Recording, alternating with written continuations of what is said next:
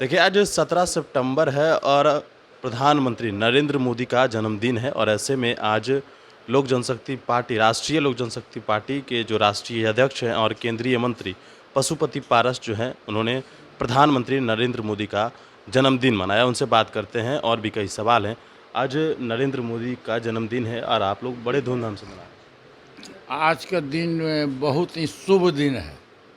संयोग है कि आज विश्वकर्मा पूजा भी है और इस युग के हमारे प्रधानमंत्री जी पूरे विश्व में, आज पूरे विश्व का नज़र प्रधानमंत्री जी के जन्मदिन पर है। पूरे विश्व का नज़र है और कल वो विदेश में थे भी। और आज नरेंद्र मोदी जी का स्टेटस इतना बड़ा है कि विश्व के जितना बड़ा बड़ा कंट्री है, वहाँ के जो राष्ट्रपति हैं, वहाँ के जो बड़े नेता हैं, वो भी आज ललायित रहते हैं प्रधानमंत्री नरेंद्र मोदी जी से बात करने के लिए, हाथ मिलाने के लिए। और देश के लिए, हिंदुस्तान के लिए बहुत ही गर्व की बात है कि नरेंद्र मोदी जी जैसे तेजस्वी प्रधानमंत्री इस देश को मिला, जो गरीब का, पिछड़ा का, युवा का, नौजवान का, महिलाओं का, सबको हित में लेकर के वो चलने वाला व्यक्ति है। और हमारी पार्टी शुरू से ही उनके जन्मदिन हम लोग मनाते आए हैं और आज भी हमारे दिल्ली के प्रदेश का राष्ट्रीय कार्यालय में भी और प्रदेश कार्यालय पटना में भी बड़ी धूमधाम से मनाया जा रहा है। और 1 अरब 35 करोड़ की आबादी पूरे देश में है।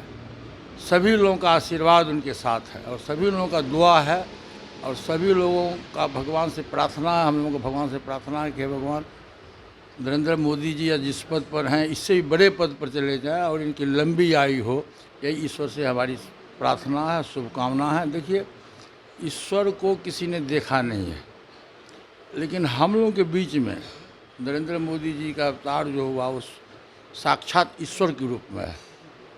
और देश के 1 अरब 35 करोड़ आबादी के हित की बात वो करते हैं। यहाँ तक कि मनुष्य की बात तो छोड़ दीजिए, जानवर है, पशु पक्षी है, जानवर है, उसकी भी हित की बात करते हैं। आज देखिए, बाहर से आया है 8 गो चीता को मंगाया गया है कि देश का पर्यावरण शुद्ध हो। और मैंने मनुष्य की बात तो छोड़िए, जीव जंतु भी पृथ्वी पर जितना है, सबके की चिंता उनके दिमाग में है और सबके हित की बात वो करते हैं। इसलिए आज ईश्वर से हमारी प्रार्थना है, मैं अपने ओर से, अपने दल की ओर से भगवान से प्रार्थना करता हूँ कि आदरणीय प्रधानमंत्री श्री नरेंद्र मोदी जी की लंबी आयु हो और ऊंचे पद पर आगे बढ़े।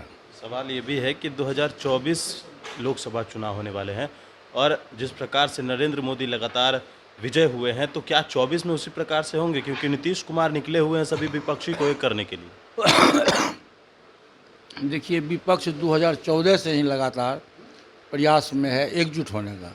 2014 का चुनाव हुआ, उसमें विपक्ष एकजुट नहीं हुआ। 2019 का चुनाव हुआ, उसमें विपक्ष एकजुट नहीं हुआ। और 2024 में तो विपक्ष एक होगा ही नहीं, इसलिए कि 10 कानी है। एक तरफ कांग्रेस के उम्मीदवार राहुल गांधी जी हैं, एक तरफ ममता बनर्जी है, एक तरफ केजरीवाल जी हैं, दूसरी तरफ शरद पवार हैं, तीसरी तरफ नीतीश जी हैं। नीतीश जी का नंबर तो सबसे नीचे है। और ये देश की जनता नरेंद्र मोदी को छोड़ के दूसरे किसी भी नेता को वो लाइक नहीं करेगा। और आप 2024 की बात करते हैं, मैं 2029 की बात करता हूँ कि 2024 और 2029 में भी इस देश के प्रधानमंत्री परम आदरणीय श्री नरेंद्र मोदी जी ही रहेंगे। उन्हीं के नेतृत्व में चुनाव होगा और 2/3 बहुमत से पुनः सरकार बनेगी। लेकिन नीतीश कुमार बार बार दिल्ली जो घूम रहे हैं, अब उनकी इच्छा है दिल्ली जाने, किसी का रोक है? देश की राजधानी दिल्ली है, आप भी जाते हैं, हम भी जाते हैं, सब लोग जाते हैं। तो नीतीश जी जाते हैं तो अच्छी बात है, खराब बात नहीं है, लेकिन देश की राजधानी है, उस पर सबों का अधिकार है।